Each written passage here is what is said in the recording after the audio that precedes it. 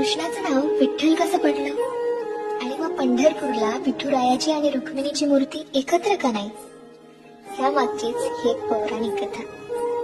कृष्ण निजला निवांत, आठवली त्याला राधा. राधेला केले जादूने जिवंत, जणू काय झाली त्याला प्रेमबाधा.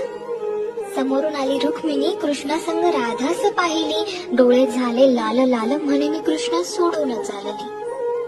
कुठे गेली रुक्मिणी कुणास बाई ठाऊक, कृष्ण भटकतोय तिला शोधत, होऊन व्याकुळ भाऊक.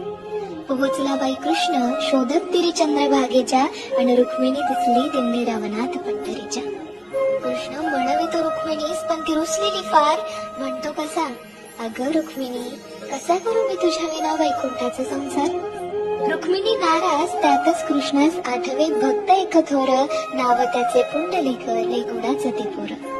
पुंडलिकाच्या घरी आली कृष्णाची ग बाई स्वारी. पुंडलिक करीतो आई बापाची सेवा, ठेवून उभा विटेवर कृष्णाला दारी.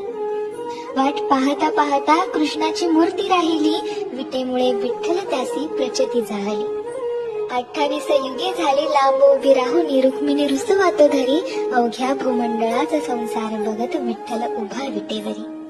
भूमंडळी म्हणे विठ्ठलास बाप, आणि रुक्मिणी साई, आणि बोला जय जय विठो मागत